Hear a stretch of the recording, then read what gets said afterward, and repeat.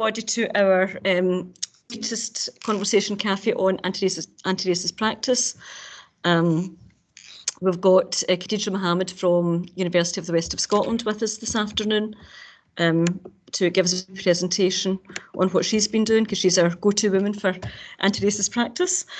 And we'll then have a wee discussion about different people's views and what what you've found based on that as well.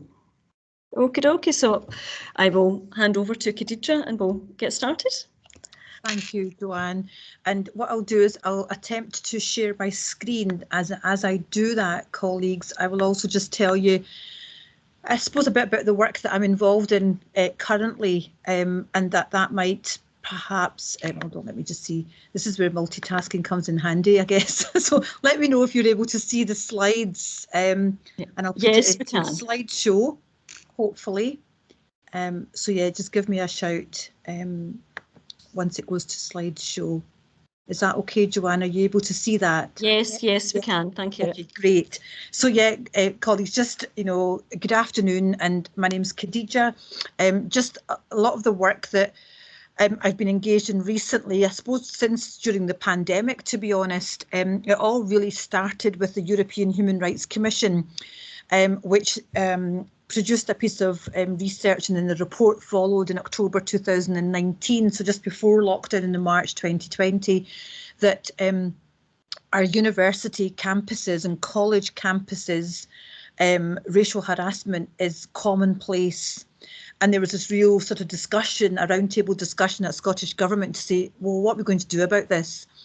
And then I was approached by Advance HE and Scottish Funding Council to lead an expert steering group around conversations around race and racism for our universities and colleges, and begin to build in some support for them. So a lot of that work sort of unfolded throughout the pandemic. So it was lots of webinars and things. I was sold it as 4 meetings to chair, and I ended up doing, I don't know, half a dozen webinars. And I don't like being in like video stuff and so on, but that came with the territory. And then recently, just with the work with, it's called the REREP programme. I don't know if any of you are aware of it. And trying to really keep early years in that picture, and it's Race Equality Anti-Racist Education Programme.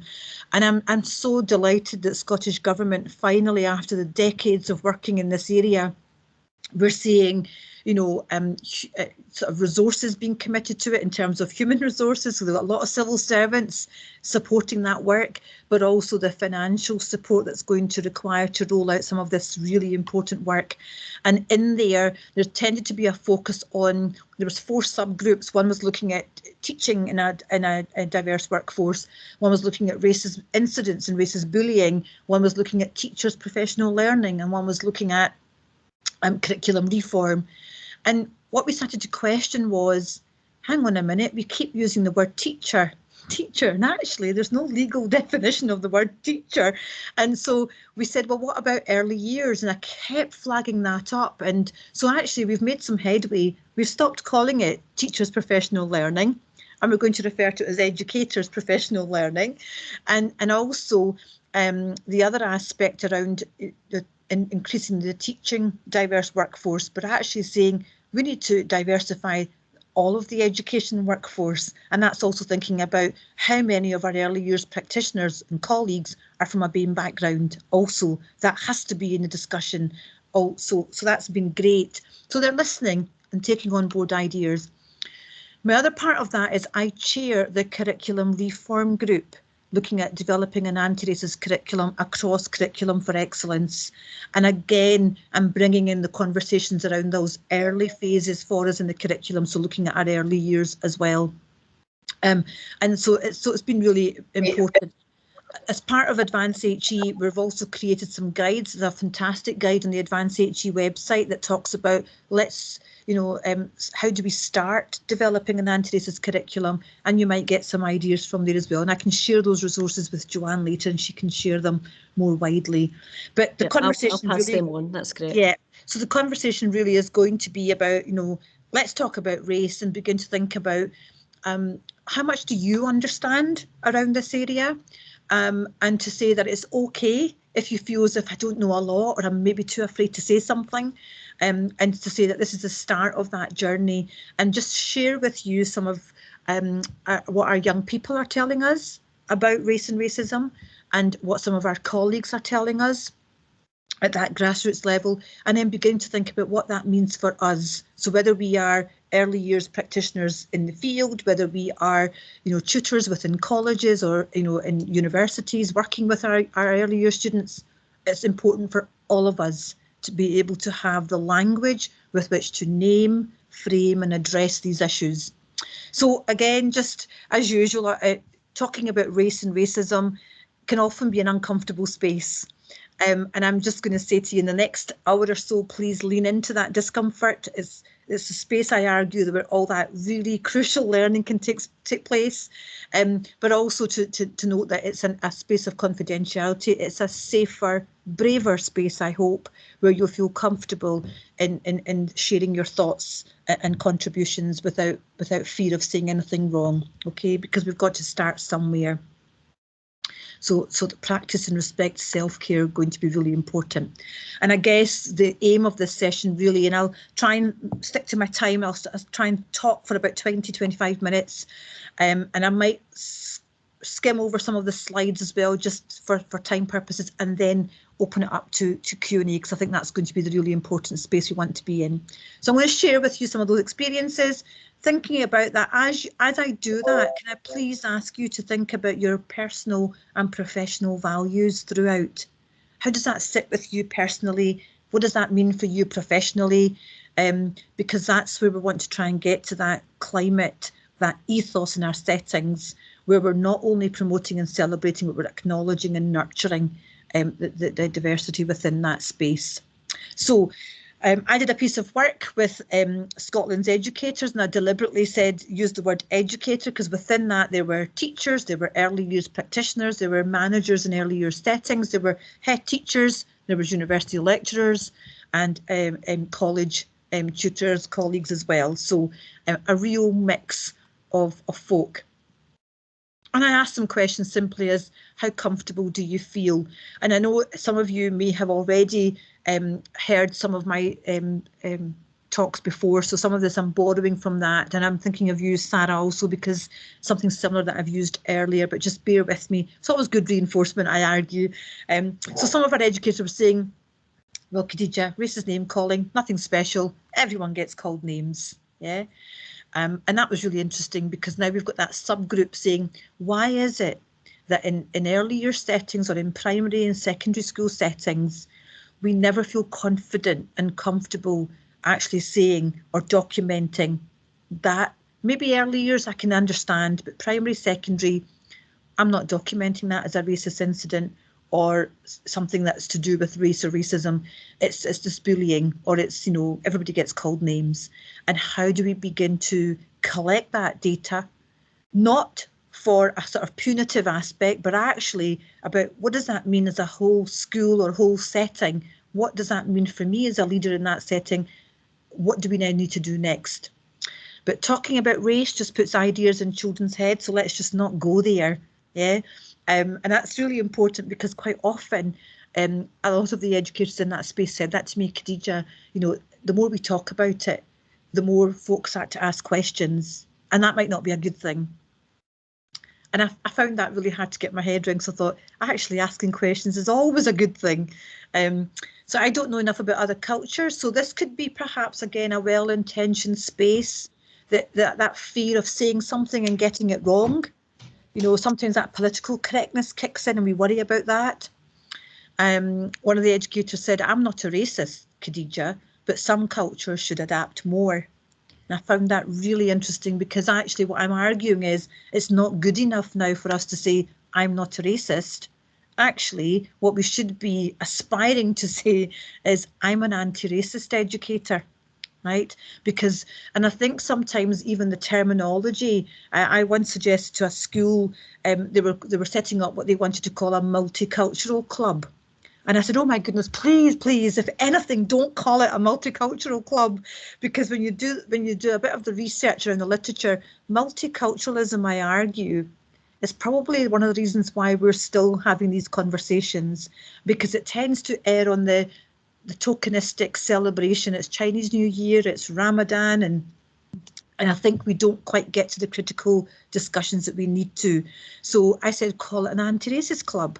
And straight away, this leader said to me, "Oh my gosh, no, I don't like that word anti-racist." And I said, well, actually, it's such a positive term, because it's about acknowledging that racism exists, and that's the first part of that process, beginning to then identify and address it. But the word is rooted in action. So it's about what do we do as practitioners to really act on this?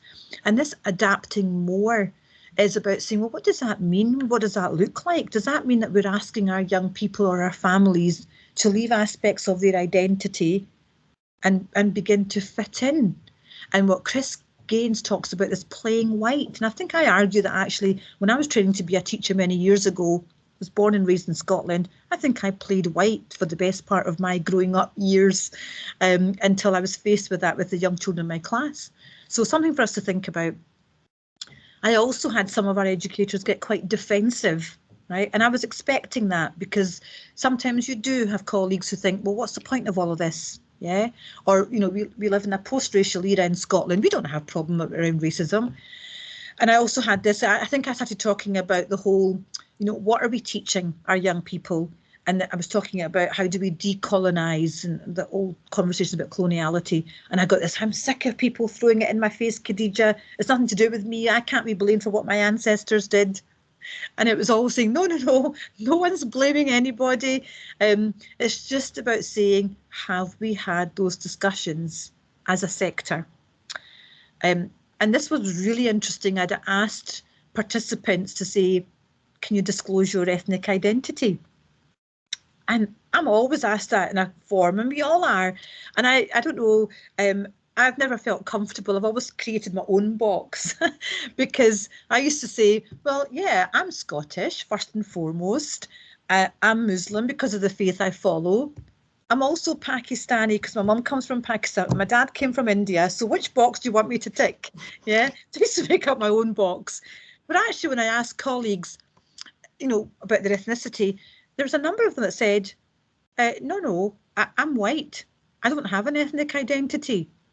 And so for me, that was a real, you know, moment where I thought, actually, you're not quite understanding that everybody has an ethnic identity. Yeah. And so how, are we then saying that I'm white, I don't have ethnicity, but everybody else does. So they're kind of the other, the exotic. And so we need to think about that going forward. I had this from a very well-intentioned space. You know, Khadija, I really don't see anyone's colour. I treat everybody the same. And I'll talk a wee bit about that later on, because I refer to that as the myth of sameness. Yeah. What does it mean to say that we treat everybody the same? Now, it could, again, be well-intentioned that, you know, I don't see your colour, I'm going to treat you the same as I treat so-and-so. But actually, in doing that, we might be doing individuals a disservice. Yeah, and how do we avoid that approach? And this was particularly interesting. It was, I started to talk about, you know, whiteness, but whiteness is a social construct that actually a lot of the work we do in education, our educational policy, our guidelines, who are the people writing the policy? How do we actually get a chance to input? And when you look around the table, if we don't have diversity reflected in those discussions, then oftentimes our policies are formed within this white racial frame, so that majority perspective.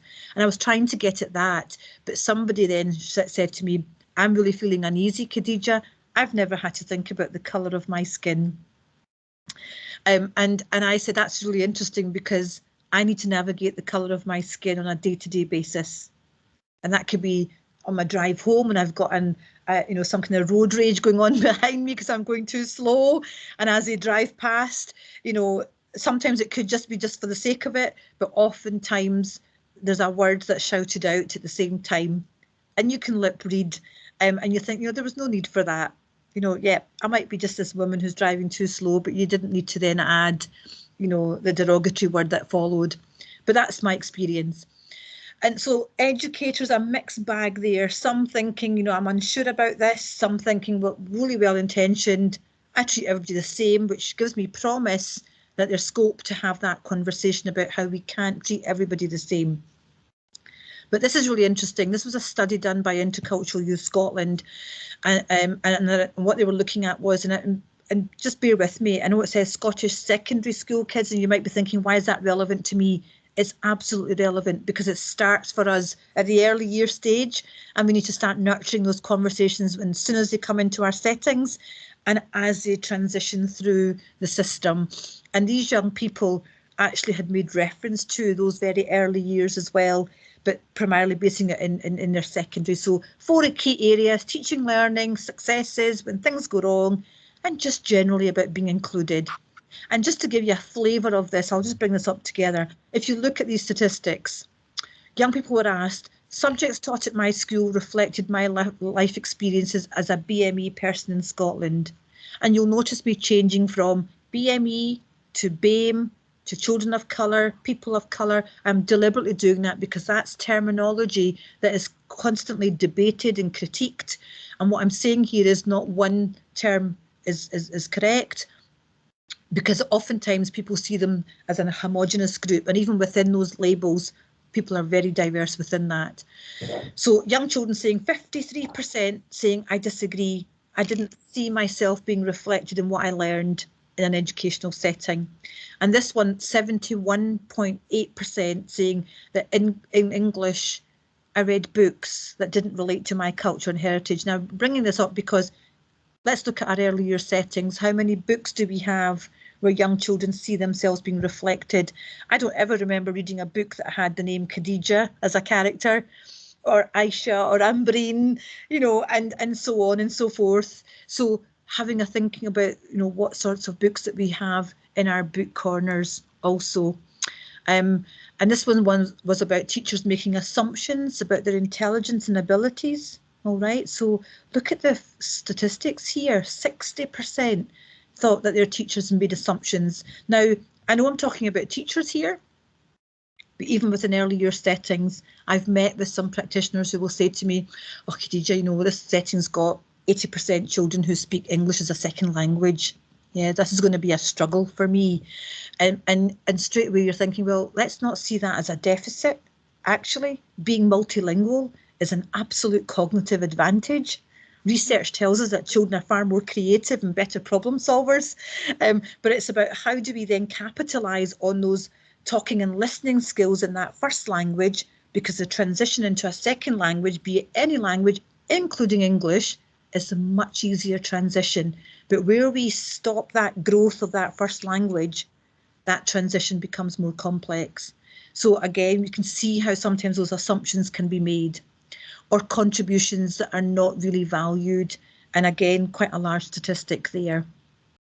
This one was really important for me because I thought, you know, when I was growing up, and even now when I'm working with my student teachers, right? Teachers, educators, early years practitioners, you are the go-to people. When a young child feels uncomfortable, they go to somebody for support. And this was young people saying, do my teachers know, or do my educators know about what would happen if a racist incident happened? And 51% said no, they wouldn't. Yeah. And this one, would I tell my teacher? 29.5% strongly disagreed. And I thought that might not seem like a huge statistic, but in many ways it is a huge statistic, isn't it? We should have all young people feeling comfortable coming to speak to staff. And this one was really just about staff's understanding around cultural heritage and background. And 70% of our youngsters were saying, nah, they didn't really get me. Yeah. And that's something really important for us to think about. And then this was their peer group, right? Does my peer group understand? And again, the statistic was very similar. And so for me, it's really important because actually it's about how do we do that within our settings, unless you have had friends from diverse ethnic backgrounds, and our young people have friends from diverse ethnic backgrounds, we might not know what those lived experiences are like. So assumptions. Oftentimes, I think I always had this assumption that as educators, we surely can do no harm in this area, but we can, because we can become quite complacent and say, right, we've not got a very diverse setting. In fact, we've got nobody from a diverse ethnic background. We don't need to worry about these conversations. Actually, the literature tells us we absolutely should. In fact, the settings where we don't have diversity need to have these conversations more so, I would argue. We might be nervous, as I've already said. Could also be the ethos within our settings that might prevent us from having those conversations. But that third bullet point is the one that really concerns me, is I've often come across educators, and I'm not saying that just in school settings or earlier settings, even within the HE sector, I have come across colleagues who say, nah, I don't buy this, Khadija. Yeah. And so that unwillingness to even have the conversation. And I've been in very vulnerable spaces where I've wanted to try to speak to those colleagues to say, right, hold on a minute, let's have a conversation around this. Knowing that it might not work, but I'll still try. But for me, folks, it's when we remain silent on these issues, we're kind of giving out that big message that everything's fine. And it's not really, because actually when we become silent, we become complicit. Yeah, because what we're doing is we're letting things happen, and we might be sitting there questioning it, thinking, I don't know if I should say anything. And my advice to you would be, please do speak up. And sometimes, you know, we talk about calling out and calling in. I quite like that calling in idea, because sometimes calling out can be quite that sort of defensive, you know, hang on a minute, you can't say that. But it's more about actually what we've been discussing is actually not appropriate. Can we have a discussion around that?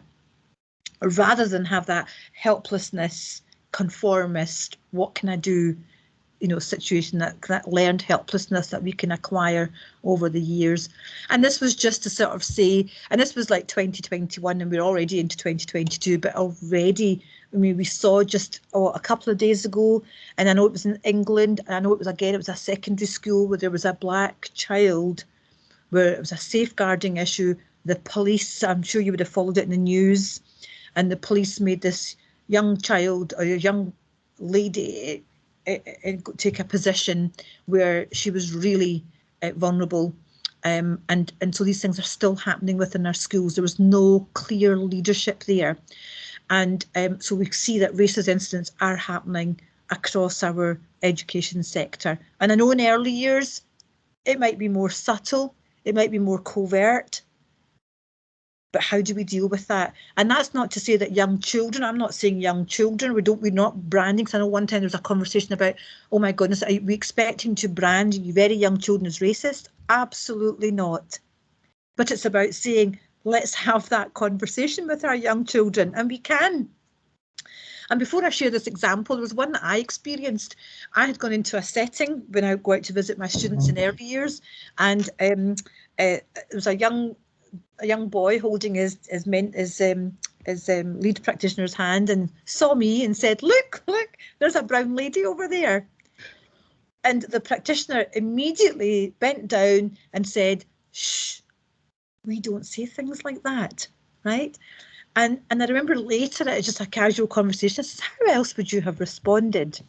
You know, there's another way you would have responded there. And she went, no, I think, you know, I was right to hush the child. And I said, right, okay. I said, would you have even said, you're right, that is a brown lady over there? Because I am, right? And we need to acknowledge that. But it's the work that you do afterwards that really helps. So you could have had your books in your book corner with people who have different backgrounds. We could have also gone into our art area and had different skin colour pencils, perhaps some paint mixing.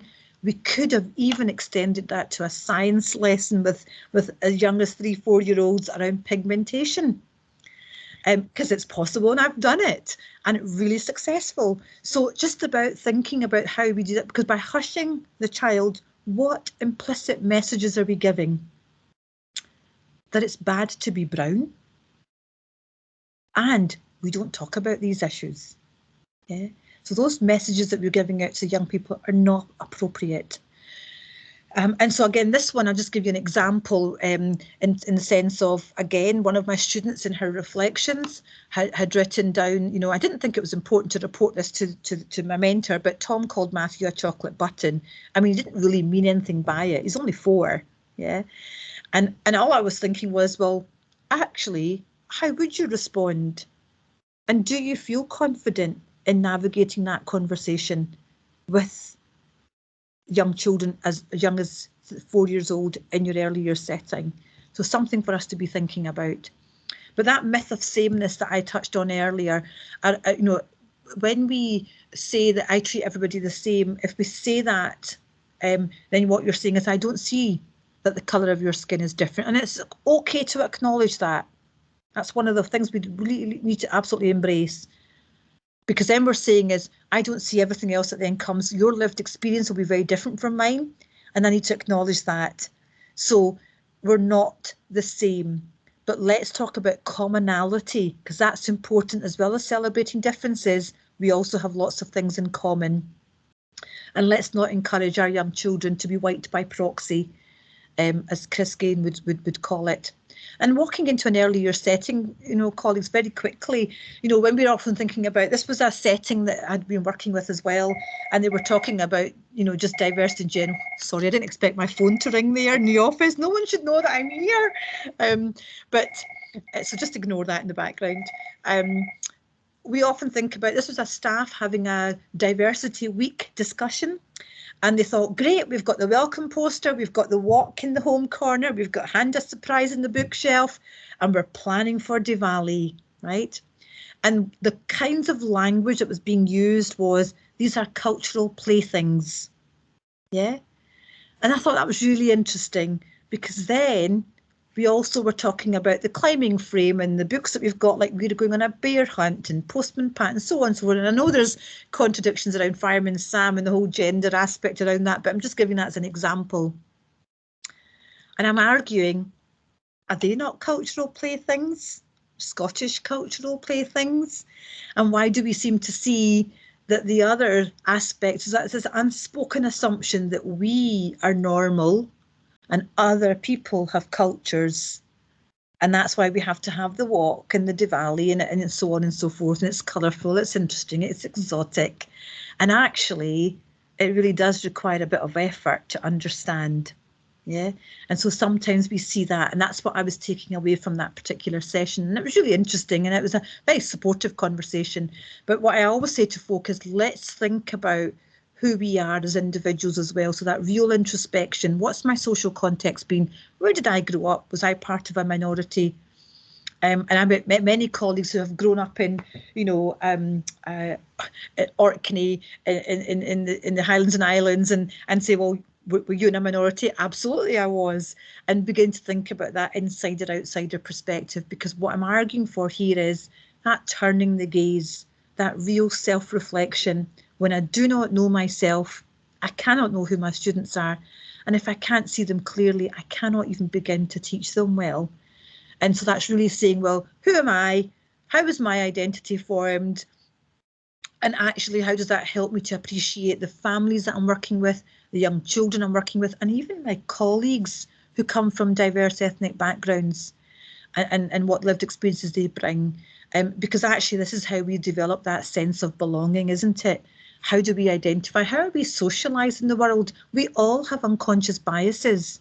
I still have to say to my mum at the dinner table, Mum, you can't say that. This is 2022. Yeah. And so acknowledging those biases is really important. But the biggest message now, I've always kind of come into this quote from Jim Cummins, you know, are we giving out this message to our young people, to our families? And also I'll extend it to our BAME colleagues, right? Because if we're sending that message out to our BAME colleagues, then we're missing a trick here, folks, because BAME colleagues, as much as we don't want them to take the burden of representation, they bring with them those cultural assets, those lived experiences that can actually help a whole team and a whole setting begin to develop policies that are culture responsive, a curriculum that is more culture responsive, because that's the whole purpose of having that diverse cognitive perspective, But if we're expecting to have our BAME colleagues come in and fit in and not challenge and not be critical of our practice, then we're missing out on the values of having a diverse workforce, right? So let's think about that moving forward as well. But what do we mean by culturally responsive pedagogy is very quickly bringing, valuing language, and I know lots of you do that already, getting the family more involved, thinking about, grassroots community organisations that we can really link in with as an early years setting. And I think that's what we do in early years much better than we do perhaps in primary and secondary. And thinking about how do we promote, and this will be a question that we can maybe take into the sort of Q&A, how can you better promote anti-racist practice in your setting? But just very quickly, that gathering relevant information around your family is so important, the linguistic, the cultural, the religious, making sure we have multilingual wall displays. I've walked into many settings where we have French and Spanish and English on the walls, and we miss some of the home languages, the mother tongue. I went into a setting where there was Gaelic, and we had lots of lovely Gaelic words, which was fantastic, but we also had children who spoke Arabic. But there was no Arabic on the walls. Where is the equity there, colleagues? Yeah.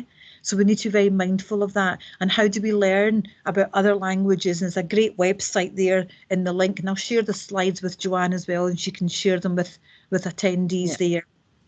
For me, that pronouncing children's names, it might sound so simple and so basic, but it's so profound at the same time. I don't know how many different variations of Khadija. I know, I think it's so easy to say, but in school it was all sorts of different variations, and eventually my teachers started calling me Jane. So I've never understood that at all. It's simply a matter of respect. And the best way to do that is to say to the young people, please help me get your name correct. And if I don't say it correctly, keep telling me how to do it, and I will get it. But that recognition of multilingualism and how do we begin to support that? Yes, we do celebration events about diversity, but let's think about highlighting the similarities and not just focus on those differences as well, and make sure that the anti-racist theme permeates. I went into an early year setting and they were doing African Culture Week. And they had, children play, there was African music playing, there was food, children were making masks and walking about the nursery with masks on. And I actually said, hold on a minute. And my colleague said, Khadija, we're damned if we don't and we're damned if we do. I said, no, please don't take it the wrong way, but just be careful. That's what I mean by that anti-racist theme permeating, because what we don't want to end up doing is reinforcing negative stereotypes. I said to my colleague, have you been to Africa or any country in Africa? No, right? So we don't see people normally walking about with masks on. So therefore, let's not take that practice any forward. So it's just that critical eye, I guess, that I'm asking you to think about when you're auditing those aspects within there. But, action plans that really establish that climate in our settings and commonality is really explored is going to be important. And we don't need to reinvent the way, colleagues, we involve our parents, our families, because they're key for us to be able to do that. Invite them in, and it might be that their storytelling might be in their first language. Doesn't matter, young people love it. And then we can have that conversation about what was that story all about. But just different ways that we can do that. Dual language texts are very expensive, and I know that. How can we actually create our own multilingual texts? Really easily done. But most importantly for you as a practitioner, as a tutor, thinking about how do we really begin to interrogate our own racialised, gendered and class-based positioning. So work for ourselves, because before we even think about curriculum, before we even think about supporting our young people and families, if we don't have that nuanced understanding of race and racism, we're not going to be able to do that job justice. So examining how whiteness functions as a systems approach, not at an individual level. So walking that talk and developing that anti-racist consciousness through listening to counter narratives. And by that I mean listening to our young children and the stories they tell us, listening to their parents and their carers around that, listening to your fellow BAME colleagues. Yeah, but be mindful that we need to do this work collectively. And it reminds me, when I talk about white allies, it reminds me of the words of Lilla Watson. She's a real grassroots activist, and she always says that, you know, if you've come here to help me, then you're wasting your time. But if your liberation is bound up with mine, then let's work together. So it's that collective responsibility that we have as a sector. And so, you know, this idea of pedagogy of possibility, those safe spaces that we create so that we can have those conversations about our race-conscious curriculum. And that calling out and calling in, and actually really thinking about the assets, that added value that having a diverse young people in your setting, or families and so on and so forth, really important. But immediately what I always think about is, personally and professionally, it's our responsibility, and we are accountable for the way we work with our young people and families. And that's certainly the kind of message we're giving to Scottish Government at the moment, and hoping to have some kind of guidance. So reading for your own professional development, but also reading for your own personal development is really important, about some good books, and ask questions in and around your settings. How are we recognising and meeting the needs of all our children, but also our Black and minority ethnic young children? And actually, are we confident in our settings to deal with those incidents? So just to throw out there, Joanne, this idea of what's my own understanding of race? Because race is a contested term, isn't it? We're human beings, one human race, right? Racism, what does it mean? What does whiteness mean? When we talk about privilege, I often get pushback from colleagues when you say, are you trying to tell me I'm privileged, Khadija, just because I'm white? I'm saying, no, absolutely not. That doesn't mean to say that you haven't had to work hard or that you haven't faced struggles. But actually, it's about saying that you've never had to think about the colour of your skin when navigating those spaces. But I've given some links there, some really good short videos that will help you to develop your understanding of terms like microaggressions, because that's very subtle. Very rarely do you get overt acts of racism, very subtle now. So just for you to think about, these were some really good books that I have come across that I recommend, but also there's the Anti-Racist Educator website that myself and some colleagues have worked hard to kind of develop. And there's a race glossary in there that has a definition of all those words. We've got some podcasts with some, this is where I get quite starstruck, you know, academics in America and in England that I've had some discussions with on a podcast. So listen into them if you have time, but there's some really good books there as well. I really like the one, Why Are All the Black Kids Sitting Together in the Cafeteria? A really accessible book. Why I'm No Longer Talking to White People About Race. That's at a personal level, gives us that historical look about how race has moved on over the decades in the UK. But really take on that responsibility of saying, how racially literate am I?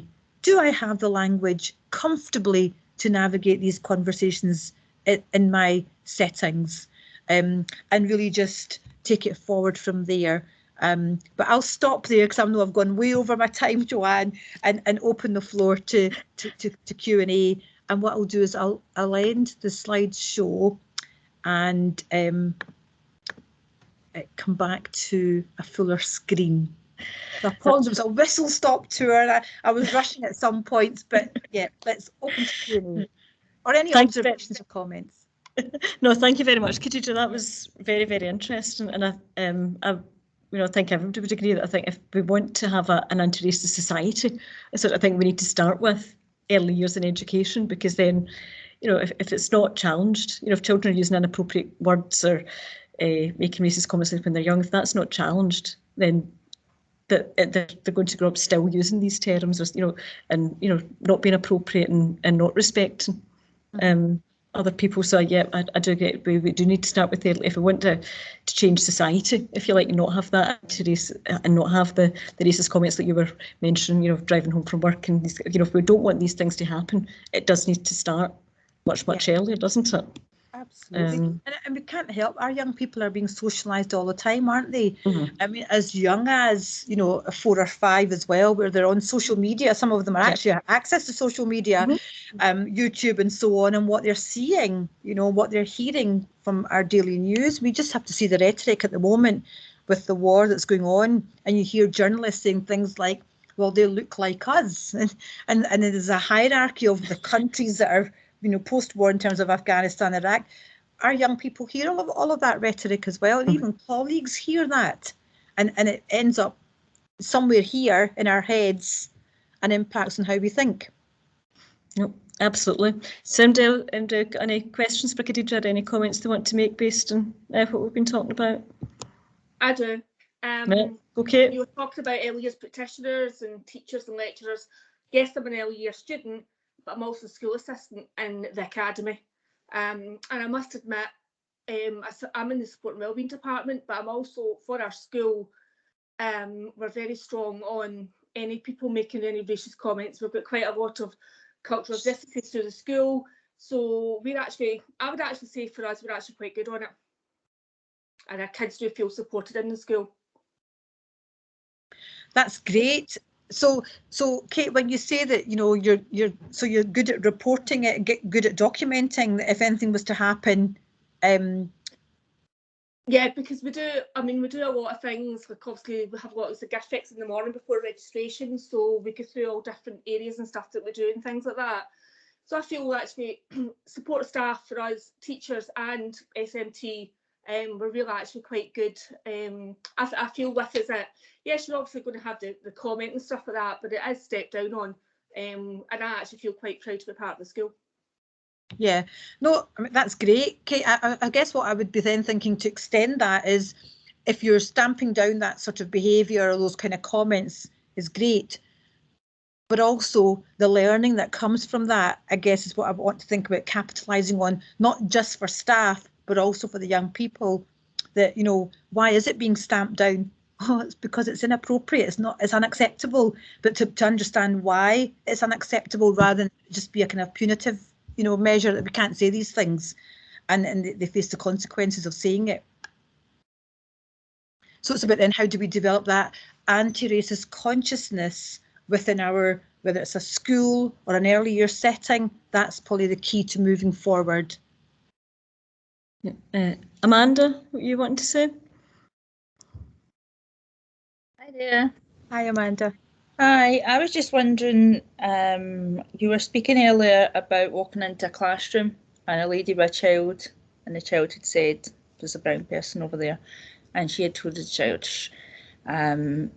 you obviously are very open about things. You're obviously very wise about this anti-racism and things, but what if that had been somebody who'd taken, you know, great offence to that they had maybe either got angry or upset, because every person's different regardless of their race. So you obviously seem very calm and you knew how to approach that. What if that had happened maybe in a shop where a child had said, oh look, there's a brown person, and that person had started shouting at that? So would you then say that you would have to quieten the child then? How do you make the child think that they hadn't done something wrong?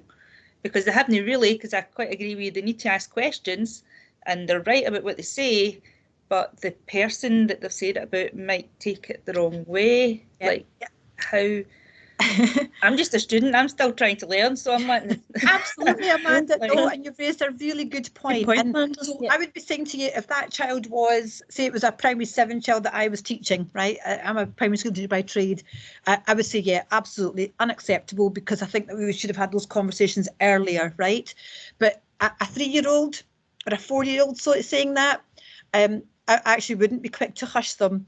But what I would be doing is speaking to the person that perhaps might have been suddenly offended by that. I'd be quite surprised actually when you see a young child, because as an adult you instinctively think they're young children. What do they know? Or quite often you associate they're picking that up from the media or whatever.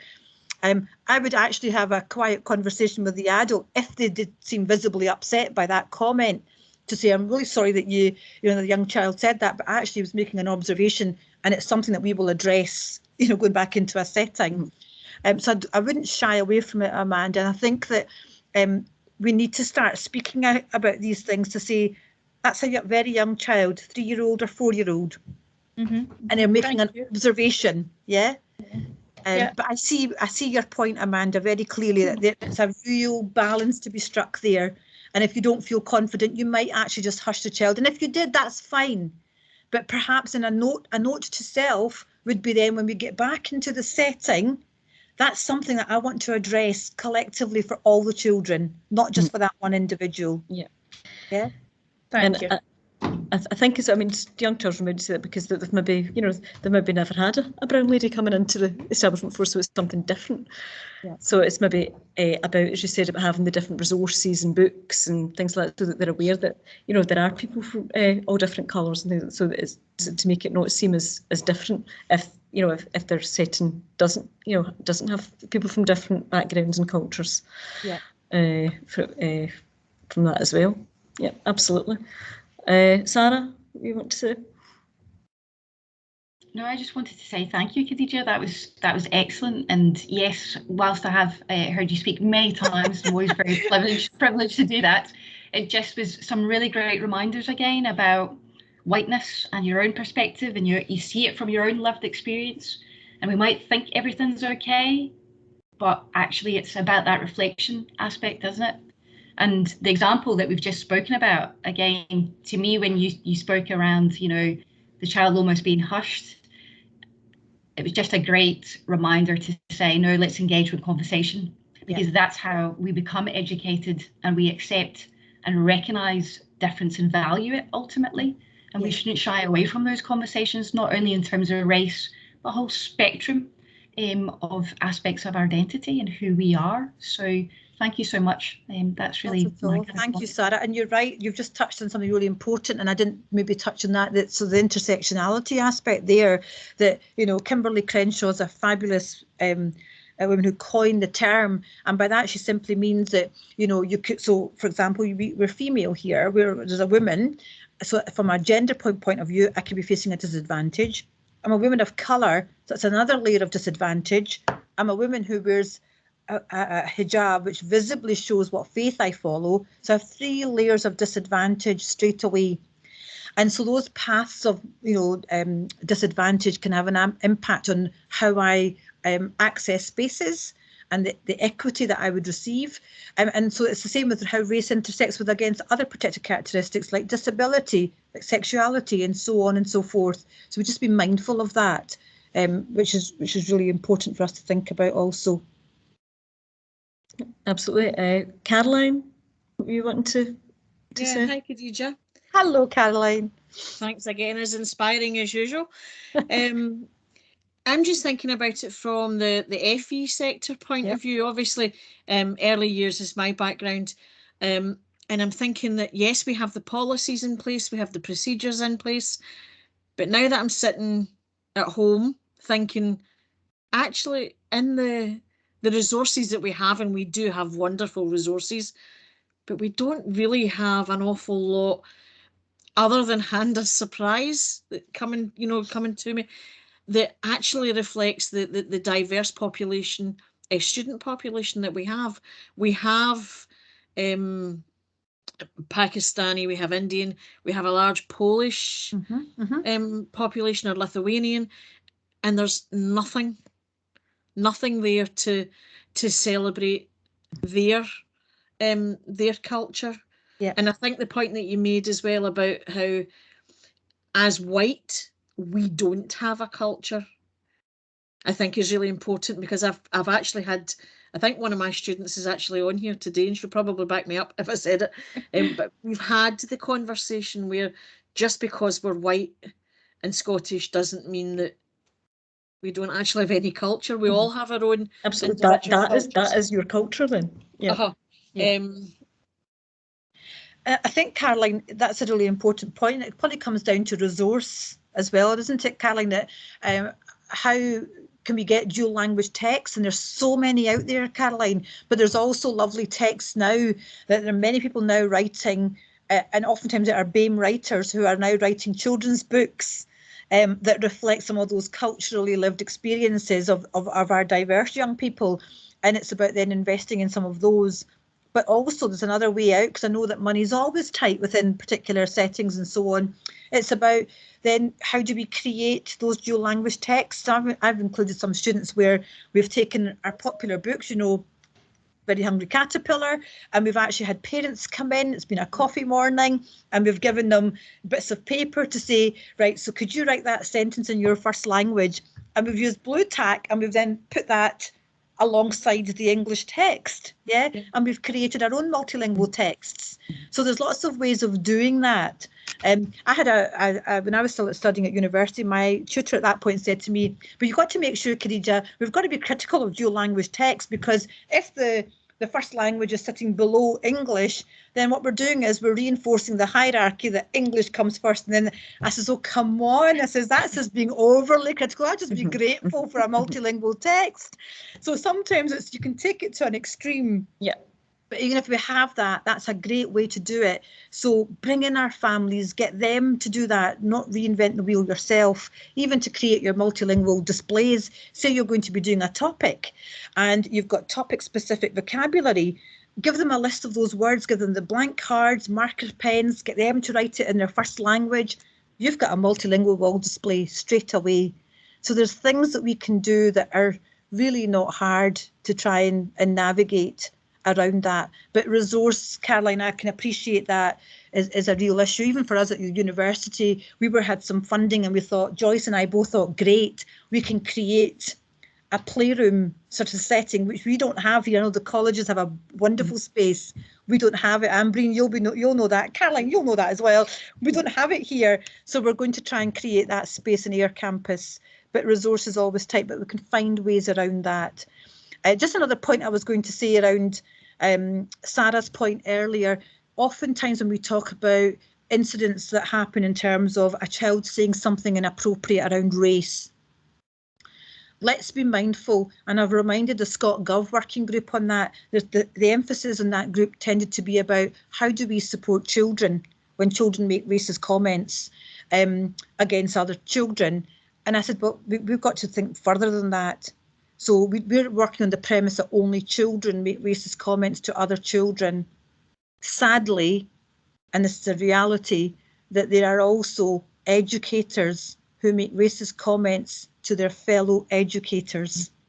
Yeah, and we know that because of the research that I've done along looking at teachers of colour in Scotland and the racism they experience from their fellow colleagues, which is a really sad thing, actually, because as educators, we wouldn't cause that harm, but it happens. So we need to be mindful of that as colleagues in a staff room. How are we with our BAME colleagues as well, or our families? So it's just extending that thought. Sorry, I'm talking too much. I'll stop again. Ambreen, what were you? Hi, Khadija. I was just going to ask about touching upon resources, strategies for practitioners to be confident in delivering these types of conversations.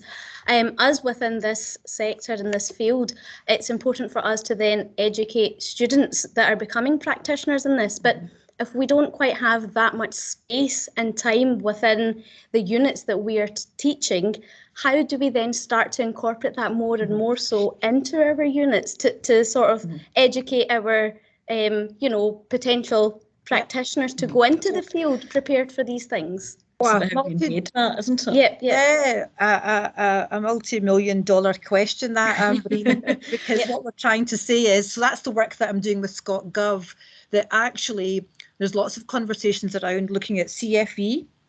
I'm even thinking about pre-birth to 3 and so on, and realising the ambition, right? As much as a sector we were excited about realising the ambition, Joyce and I have picked so many holes at it already.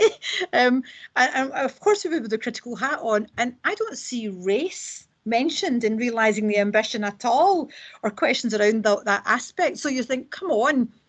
But what we're doing is, it's not about the adding on bits to a curricular, a module or whatever. It's about saying, let's look at what we have on offer for our students. And it's not about rebranding and restarting, because some folks say, oh my God, I've got to start from scratch. No. So we can do it through our pedagogy, not just what we teach and how we teach it. It's about saying, well, I've presented this to you. Whose perspectives are missing? Whose voices are not being heard here? So encouraging that criticality to come from our students, yeah. But where we can make change to our modules and so on, it's not that add-on at the end of a module. It's actually saying, how does my module content have an anti-racist consciousness throughout? Yeah, so it's embedded within the work that we're doing. So that's really important, and we're working on that just now at the moment. But just to add to that, Ambreen, I'm developing a national framework, a national anti-racist framework for initial teacher education. And that was about how do we encourage BAME students onto our programmes, because in ITE very few. And that was relating to the discussion about we don't have enough black teachers in Scotland. I would argue we don't even have enough black early years practitioners in Scotland. And also talking about, well, in college and at university, when we do have them, how do we keep them? And how do we make sure that we're protecting them from those conversations of experiencing racism, isolation, exclusion? And so I'm creating this framework particularly on placement. I have found that some of our students of colour, when they go out to placement, will report that they are experiencing different levels of support. And sometimes it could just be because they are, but quite often, sadly, it's sometimes because of the colour of their skin. And so we're writing guidelines. My guidelines will be about how do we, as tutors, so I'm saying that framework should be extended to our early years colleagues in colleges who are sending out BAME students out to placement in early year settings, as well as we're sending them out into school settings. How do you include that support in your handbooks for placement? That if you experience what you may feel is a racist incident, this is how you're going to report it to us, and this is how we're going to support you through that. These are really important things that we need to think about as a tutor team, but I'm also putting in there that it's so important for tutors to have that racial literacy as well, because we can't support our students if we don't have that for ourselves. No, absolutely. I think it is very important that, as we were saying earlier, that we need to make sure that these things are embedded within our everyday practice, that they're discussed on a day-to-day basis within our classes, so that everybody has that, that awareness, and that students then do feel supported within the college class, and then when they go out to placement as well. Absolutely. I think, and as you say, encouraging it and putting it into the handbook and things like that, so that there's actually procedures in place, for that, and students can see quite clearly what to do if these things happen, or how to challenge anything that they see as well. But for anybody who's interested, colleagues, please do visit it's Advance HE. It's the Advance HE website, and in there we've got a whole host of resources. Now, as a primary teacher, I was averse to toolkits, and I think we don't want another toolkit, but actually we thought very carefully about it, and what comes before the toolkit is the thing that I keep harping on about, is that understanding, to have the language. If we have that lens, when you come to look at the resources, you'll say, I see how that will work. And there's some really good stuff about, there's a race glossary in there. There's a microaggressions video that, statements that sometimes we make. I often get asked, do you have hair under your hijab? and a young child asked me that when I was out in a setting, and I said, yes, I do. Would you like to see it? And he pinned me down to make sure he saw my hair. But that's about those breaking down those barriers. But sometimes there are statements that are being made here and there, which are very offensive statements. And sometimes we don't realise that they are. And so there's a video that shows you what those statements look like and actually how harmful they could be. So just to develop your own personal understanding around those issues, it's all there on that website for you to have a look at, and when you have time, because I know time is precious. But absolutely. It comes back down to responsibility and accountability. Yeah. I see Sarah's shared the Tackling Racism on Campus. Well, thank you, Sarah. She's shared that with us, so no, thank you so much for that. Just before, I'm aware of the time now, that's us just after 5 o'clock. Does anybody have any other comments or any other questions they want to ask just before we finish? And we've had a lot of food for thought there. I think there's definitely a lot of things worth considering, so thank you very much, Khadija. Not at all. Is there anybody else that wants to say anything before we head? Not be all right. So I will pass on Khadija's slides and links and things to everyone that's attended. Okay, and we've got our next Conversation Cafe next Thursday, which is The Rise of the Robots. It's Kevin Skade, who's our digital man. He's our go-to digital guy, and he's doing a presentation next week about using robots within early years and taking that digital set forward. So hope people will be able to join us for that session as well. We'll get the invite sent out for that, and so that everybody's able to register for that one as well. Great. Thank you so much, Joanne. Thank you very much. Just a quick thing to colleagues on the call, if ever you're stuck or you're thinking about something to do in your own settings, just drop me an email, and honestly, I'd be more than happy to send you something or give you something to think about. More than happy to support. Don't sit and be worried. Yeah, I think that is a really important point. It is about not saying something because you're not sure. Yeah. But you don't want to. I mean, and that is, people maybe don't want to use the wrong term or they don't want to offend people. Yeah. But if you don't ask questions, me anymore, so just ask. Yeah, if you don't ask the question or you don't have these discussions, then you don't know. Absolutely. Great. Well, thank you very much, colleagues. Thank you so much, Khadija. Have a good evening. Bye-bye. Thank you, everyone, for joining. Thank you so much, and hope to see you again soon. Thank you. Thanks, everyone. Thanks. Bye. Thank you.